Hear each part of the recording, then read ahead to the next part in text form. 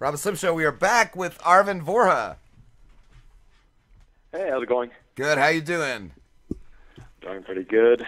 Good. You are the vice chair of the Libertarian Party, correct? That is correct. And where are you from, Arvin? I'm from Bethesda, Maryland. I live right outside of Washington, D.C. Nice. What just for everybody out there, what is the Libertarian Party? How does it differ from Democrats or Republicans? The Libertarian Party's goal is to shrink government, to shrink all parts of government, to get the government out of everything that it's currently involved in.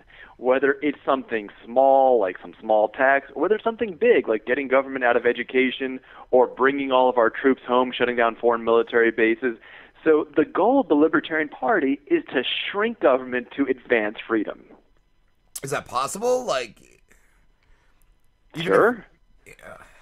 If it was like a libertarian president got in, like, but the Senate and Congress weren't, would it be possible? Yeah, the Congress. Absolutely. A libertarian president can actually do a lot more than people realize. First, as commander-in-chief, he can bring all the troops home. See, we haven't declared war. It's all this executive order type stuff. So the president could single-handedly bring the troops home right now. The president can also help to essentially pardon all people who are convicted of non-violent, sort of not real crimes, whether it's drug offenses or prostitution or things like that, that aren't legitimate crimes. The president can do that single-handedly. The president also has a huge amount of influence on the various cabinet-level departments, most of which the Libertarian Party wants to get rid of. And a Libertarian president realistically could actually get rid of a lot of those or neutralize them to the fact that they stopped spending money and stopped doing damage. But none of those people would vote for you, so is that like a large percentage? Like a lot of all the military men and all the government employees. I don't think that's true. I mean, a lot of the people who have joined the Libertarian Party are people who used to work for the government. Some still do and are trying to get out. Some no longer do. The people who see the damage that government does, the people who see it the closest, are those who are the most involved in it. The people who are the most critical of government schools are usually the teachers that work there and see how bad the curricula are. The same thing is true at all other levels. The people who see the real damage, for example, of the FDA are often people who work for the FDA. So I think that that's a message that actually could get to, and has in the past gotten to, a lot of the people most closely connected to those issues.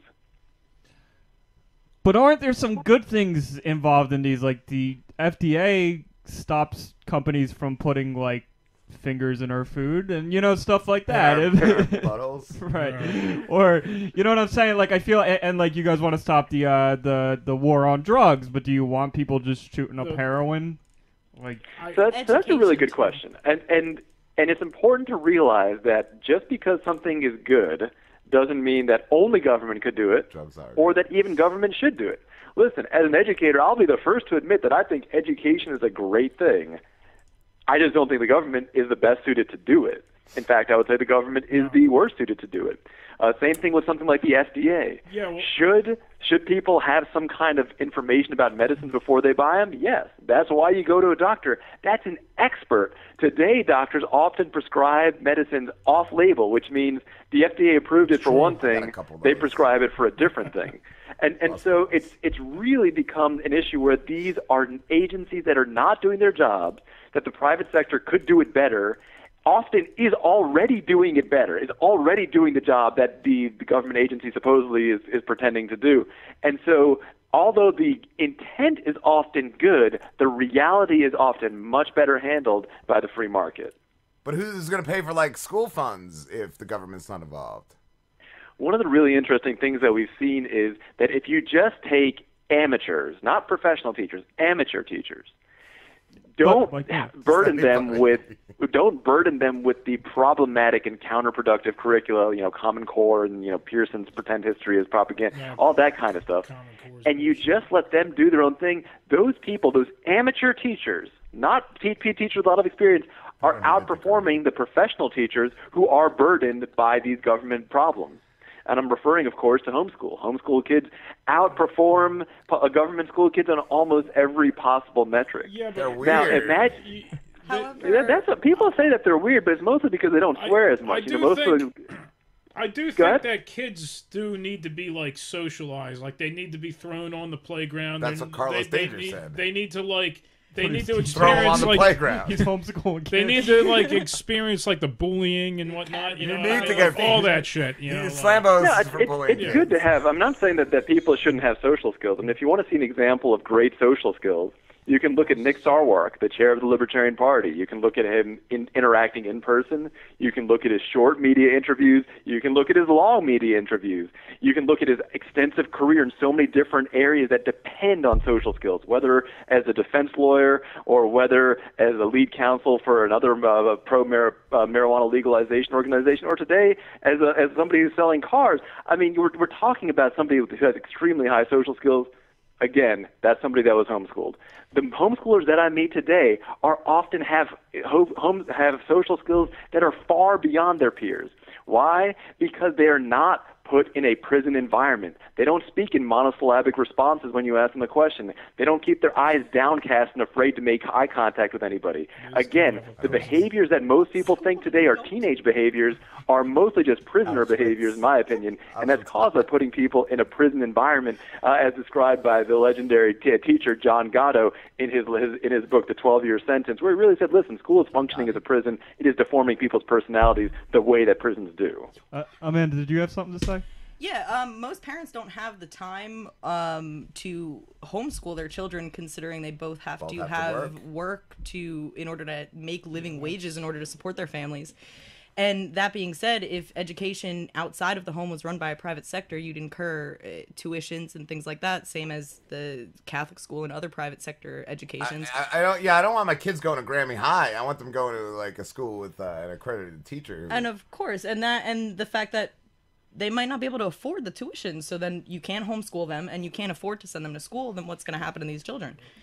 Well, let's look at the actual range of the current free market. Now, remember, we're talking about a tiny free market that currently isn't really trying to reach out to people who don't have a lot of money. Why? Because all those people are just kind of relying on school. Most of the kids who are in school, who are in government schools, they don't have the time or energy to go get good education afterwards.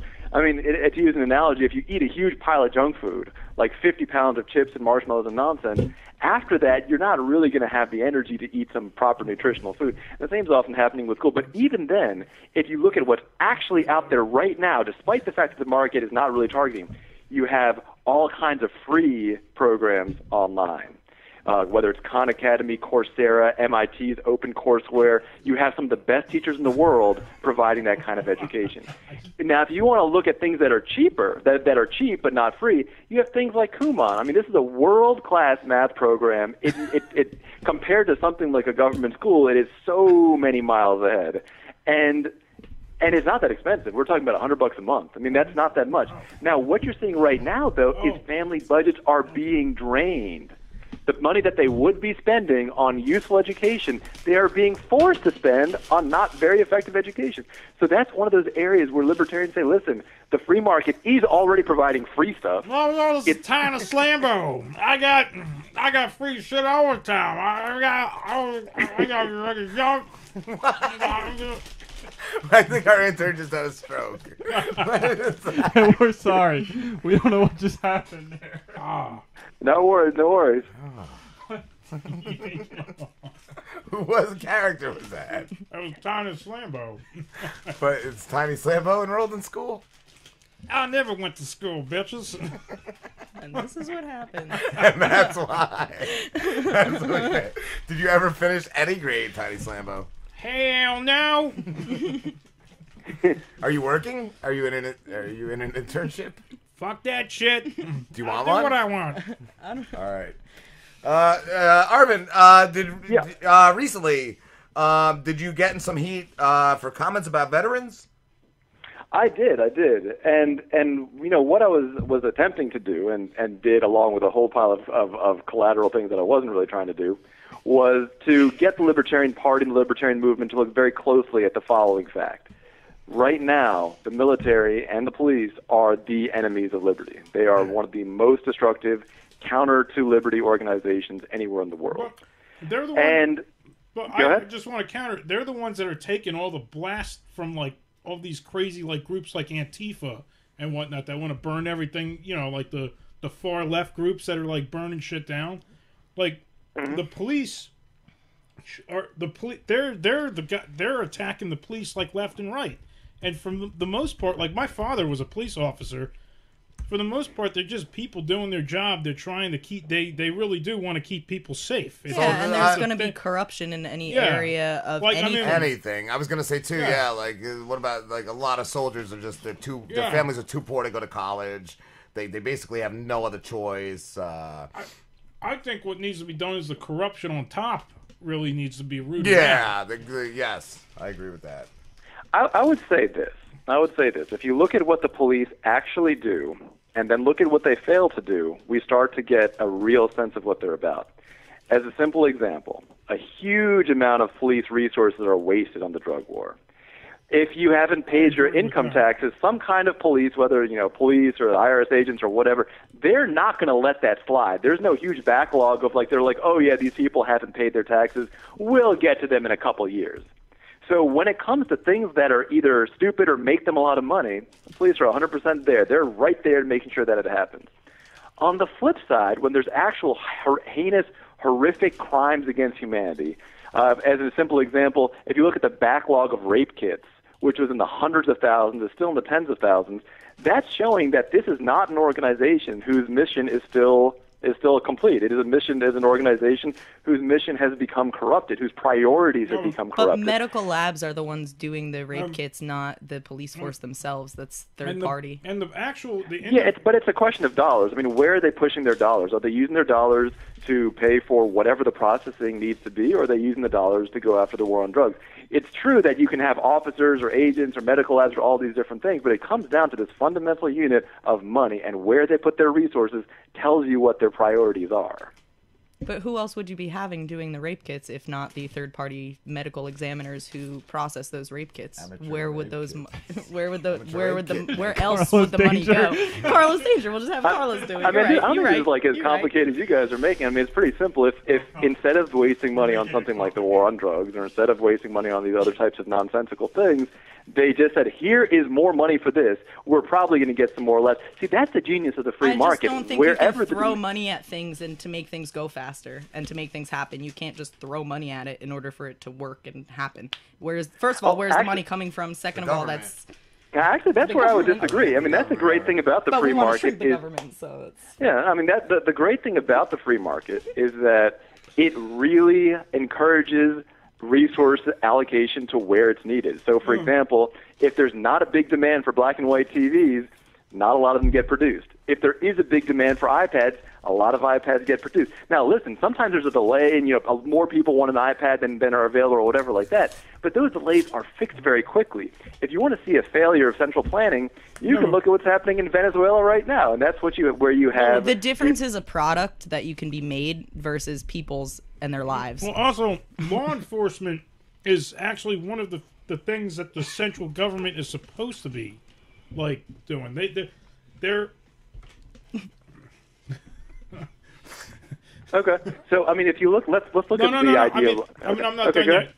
Sorry, go ahead. Okay, yeah. Basically, when the founding fathers founded this country, they were supposed to be they set up the federal government to basically keep us safe from foreign influence, protect the citizens, and to maintain infrastructure. It was supposed to be for nothing else. Zip. But let me ask you this: if you look at what, for example, our current foreign policy, would you describe our current foreign policy as even vaguely close to that, or some monster that's gone so far outside of that boundary that it can't even see that anymore? I agree that it's gone completely outside of it, but what I'm saying is that's all because of a lot of it is just big dick corporate interest overseas. That's true. Zip. That's true. I mean, that's one of the worst things about government is that because it can be, people say that corporations can control the free market. Not really, because they have competition. Small businesses can compete, medium-sized businesses can compete. But corporations can control the government. They can control it through lobbying and financial influence. And that is what you're seeing. I mean, what you're describing is exactly right. That's what we're seeing with our current military situation, where weapons manufacturers want us perpetually at war so they can keep on selling weapons. But what would your solution to that be? How would you shut down all foreign military bases, never get involved in anybody else's civil war, bring all the troops home, and just cease to use the military for anything other than pure defense. No more nation building, no more world policing, none of that. There was a Roman emperor who did that. Commodus, he's known as the emperor who brought peace to Rome and also began the fall of the Roman Empire. As a country as large and as powerful as we are, we can't stay out of international issues anymore. We already fucked things up. That ended in the late 1800s. There's a difference between being involved in an issue and being involved in an issue violently. To use an example, we got involved in Vietnam, and we unleashed every kind of hell and fire that our military possibly could. We did it at a huge cost of blood, treasure, morality, humanity. It was a cost that was borne on souls. It was a cost that was immeasurable in dollars. We did all that, and it didn't work. And then we tried to interact with them peacefully using capitalism. And guess what? Because of free trade, Vietnam today, basically capitalist. Yeah, but we also backed out of, what did we back out of in the Ayatollah conflict? Yeah, and then ISIS was born. So we back out of there and look what we got, right? But ISIS was born, I mean, many experts will say that ISIS was able to take root because the U.S. destabilized the region and created so much anti-American animosity. Whereas if America had engaged, I mean, think of it like this, right? So you have a company in Iran.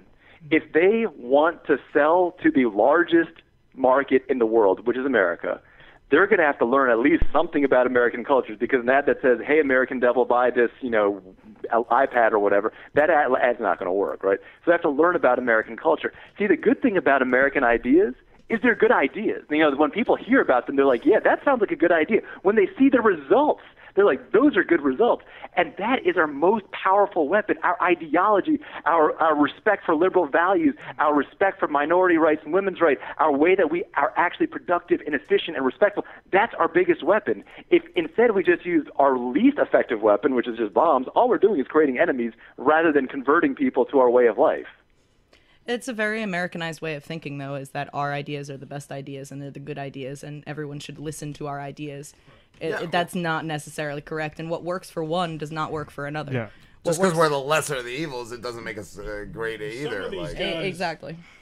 I know that's true, and that you're right. Trade is a two-way thing. I mean, when we trade with other countries or businesses in other countries, we're learning about those countries too. One of the things that I'm most grateful for is the fact that I've been able to travel to so many countries and view my own actions, view American actions from that perspective, and realize, whoa, there's a different way of doing things that's better. It wasn't until I traveled in South America that I even understood that you could have, private buses instead of public buses. To me, a bus is like a public thing. To me, there was no difference. Then when I saw how effective cheap, and fast the private bus services were, I started to realize, whoa, there's a totally different way of doing it. What was that, Slambo? Like a lot of South American countries are like are socialist with their they are, yeah. It's like a lot of their shit is just not working, And that's why, because the socialism runs out of money, they end up having private replacements for things that governments often provide because the governments can no longer provide them. And so you actually, because of the failures of socialism, actually see rebirths of these pockets of capitalism. It's a really amazing process to see that once the government is too weak to interfere, that free market is reborn, that dignifying force of free market enterprise comes back. I think it's truly incredible. But if you want us to stay out of everything, how? But you're also saying that us converting other countries to capitalism and kind of assisting with that is such a good thing. How you can't have it both ways. You can't have us involved, but also have us not involved. I think you can. I mean, so for example, a house next door to mine is for sale. I'm sure some people will be moving in, and when they move in, I might take them a small gift, or I might, just stop by and say hello, and that's like getting involved, right? But I'm not going to go over there and punch them in the face. That's getting involved violently. And the same thing, to get involved with other countries, to me, means removing all trade sanctions of any kind, allowing American companies to set up shop in other countries, spread American ideas, or learn from other countries, to be connected through those bonds of trade instead of creating enmity through these sort of counter bonds of militarism. However, you using the metaphor to bring your neighbor a housewarming gift, then shut down all trade sanctions. It's a similar concept. I mean, you to me, you're talking both sides of the coin. However close to the middle line it may be, you're speaking both sides of the coin. You can't have it both ways. We can't be involved but not be involved. No, I mean, shutting down trade sanctions just says that American companies can trade with countries, with companies and individuals in other countries. That doesn't mean the government's involved in any part of that. It simply means that the government has no longer blockades American companies from doing what American companies do best, which is trade. The great thing about trade is it really creates a disincentive for war, because people don't want you bombing their customers. People don't want you bombing their suppliers. Isn't that what a lot of people claim the war in the Middle East was about, though, was the oil trade? I think that's one of the things that the oil trade, one of the negative consequences of that war is it's actually holding back oil innovation. So, for example, right now, because we have this huge force in the Middle East, companies like Exxon, Shell, and all that don't need to invest in biofuels. They don't need to figure out how to find an alternative because the current option is basically safe. But let me ask you this. Let's say that wasn't as certain. Let's say they weren't as sure they were going to be able to get crude. Well, then, again, it creates an incentive to shift to green technologies. When you create force in the marketplace, you essentially remove the incentive for the kind of innovation that's naturally there. So I would say that in addition that yes, one of the things that it was trying to do was to protect the oil supply or the access to crude, and I think that was actually a bad thing that got in the way of innovation.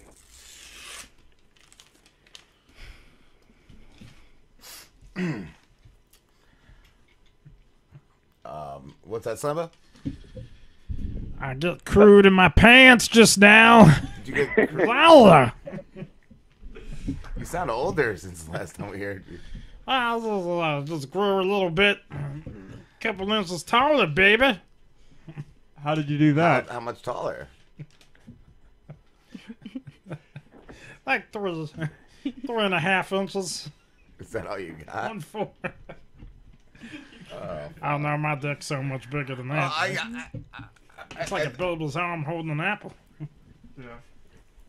All right, man. We're actually gonna let you go. Why don't you let everybody know where they can find you? And then we'll I appreciate that. Thanks for having me on the show, guys. If you want to learn more about the Libertarian Party, go to lp.org. There's so many ways you guys can learn about the organization, get involved, run for office, join a campaign, and again, that website is lp.org. All right, thank you so much. All right, thanks for having me on, guys. Have a good one, man.